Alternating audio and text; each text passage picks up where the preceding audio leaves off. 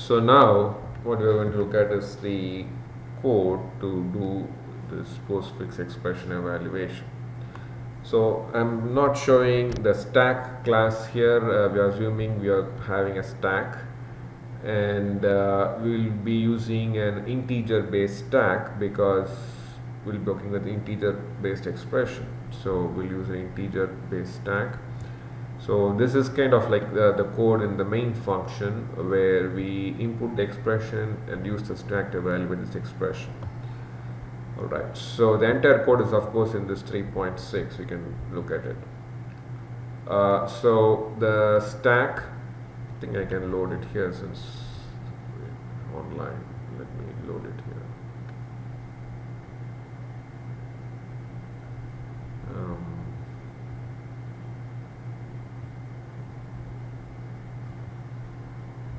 Okay, so the node, we're using a double linked list, so the node class has the data, the next node, previous node pointer, and the stack.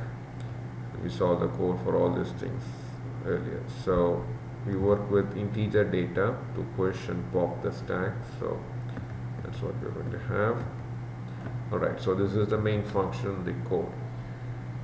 Alright, so I'll declare an object stack of class stack.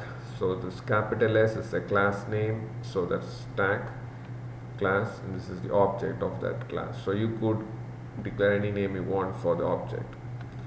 And then I declare a string called expression, and I get the input from the user for that. And this is the string tokenization part of the code, which I've seen a couple of times already. So this is the character array, I call it as expression array here, and that's going to store the expression that we input. And we go to the while loop for tokenization, we extract the tokens. Okay, so we'll see the details from here. So the expression could be integers like this. Okay. So if you were to input this, it's going to be like 2. Of course, let us use a delimiter 3 star, and then 1 comma 5 star plus comma 4 minus. So this will be the kind of expression that will input from at the user level as a postfix expression. So this is what we now want to evaluate. So so the first token that we would have extracted is an integer, which is 2. So we need to test whether it's an operator or an operand, and then process accordingly. So I declare a boolean called isOperator, which is initialized to false, to keep track of whether I encountered an operator or operand with this token. And then I use the compare function. So that's why we saw the compare function in the earlier example, to compare the content of that token with any of the possible operators we could have. So if token.compare, and then you pass the multiplication star symbol within double quotes. You make sure you use double quotes, even though this is going to be just one character. You have to use double quotes here because you are comparing with a string token. So that's why you have to put double quotes. So token.compare with a star equals 0. That means what we encountered is a star, but no, we have encountered 2. So 2.compare with star will not be 0. It will not be 0 with any of these operators. So even though we have an R, it's going to be false for all those compare evaluations. So the end result of this condition inside this for this if block is going to be false. So will not be going inside the if statement. So the isOperator will still remain false. So now you can understand the logic. So if I have encountered an operator and my token, then the isOperator will be set to true because we'll be able to go inside the if block. The token will be any of these 4 operators. Otherwise, it will remain false. So that's what I use as a logic to check what is the latest value of isOperator after we go through this if statement. If is operator is still false, not of false is true. So that means I have encountered an integer, not an operator, which basically means an operand, not an operator. So first I need to get the integer part of it. So I use sty function to convert that string to an integer. So that's what I do here. Sty of token will convert that string to an integer. So it's 2 here. So now I have 2 as an integer stored in this local variable val, and I push that 2 to the stack. So I call the stack object dot push, and I push that val and continue the rest of this. So we're still inside the while loop. So if I have encountered an operator, so this if statement takes care of if we encounter an operand.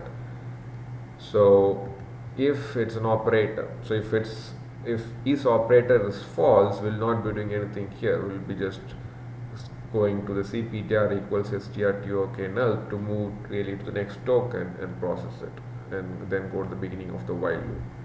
So we'll go through this if block only if is operator is true. So that will be the case if is operator is set to true when this token is any of these 4 operators.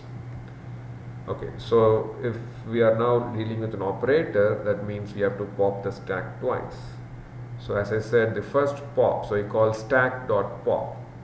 So that returns an integer that's in the top of the stack. So if since it is postfix expression, we have to treat the first pop value as a right operand. So I declare a local variable right operand and assign that to the pop value, and I pop it again and I declare that value as the left operand. So we have to, so this is our just naming conversion, but that's what implicitly it is. This is a postfix expression that we are evaluating. So the first pop should be treated as a right operand, the second as a left operand. So now we need to, we had here a kind of mask check, or check with all those symbols star. We just want to first decide whether we encountered an operator or an operand. That's the high level. At the high level, you want to decide that first. So we decided it's an operator. So now we need to check what is that operator and then do the corresponding evaluation. So that's why I have the what you call explicit checking. So if token.compare with star equals 0, that means we encountered a star, and then we have to evaluate the right and left operand with respect to that operator. Else if it is a division, else if it is an addition, else if it is a subtraction. Okay. Alright, so if this is a multiplication, we have to do left operand times right operand and store it as some local variable result. And this cout is just for our purpose of keeping track of the intermediate results of the expression evaluation. We don't need to really print it out, just for kind of keeping track whether we are doing right. Then we have to push back the result of the expression to the stack. So that's why I say stack dot push, then put the result to here. So if you don't want to use a temporary variable and print it out, you can just say stack dot push left operand times right operand. So just one statement will do. Else if it is a division operator. You see here multiplication is commutative. So it really doesn't matter if you say left operand times right operand or right operand times left operand. But division is not commutative. So left operand, so that means like 5 divided by 2 is different from 2 divided by 5. So that's why we have to be careful here and appropriately label the 2 pop values. The first pop is the right operand, that becomes the right operand for the division. The second pop is the left operand for the division. So left operand divided by the right operand, the result is pushed back to a stack.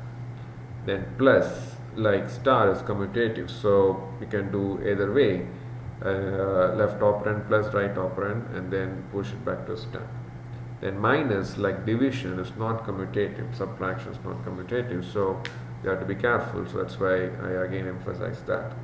So left operand minus right operand, and the result is pushed back to a stack. So that means we have evaluated with respect to the operator that we encountered and push the result back to stack, and then go to the next symbol that's in the stack. So that's in the postfix expression. So it could be again an operator or operand, and accordingly we process that token. Okay, so we use the delimiters to separate the operators from the operand, and we extract the token. Okay, now if your operand values are or integers from 0 to 9 just with one digit, there shouldn't be any problem in with postfix expression. Even if the operand has multiple digits like 12, 23 like this, there shouldn't be any problem. Okay, so I was thinking about prefix expression. So you can have multiple digits as part of an operand and still be able to evaluate postfix with this code. Okay. When it comes to prefix, some more detail has to be handled, so I'll tell that when we come to that point. So far, based on this code, any question? Okay, I did not really complete the code yet, so let us complete it. So what we do here, we move the CPTR to the next token and keep evaluating it, and at the end we come out of the while loop when we have reached the end of the expression, and you can just say stack.pop, so that will pop the final result of the expression and you can print it out. Okay, so very similar to what we just discussed, so I'm just translating that to the code. Okay, so that's why you have to understand the process first. Once you understand the process, the code will be easy to understand. Okay, so that's why for all assignments I encourage you to draw it out in paper and understand the process, and then when you want to write the code, things will become very easy. Okay, so any question?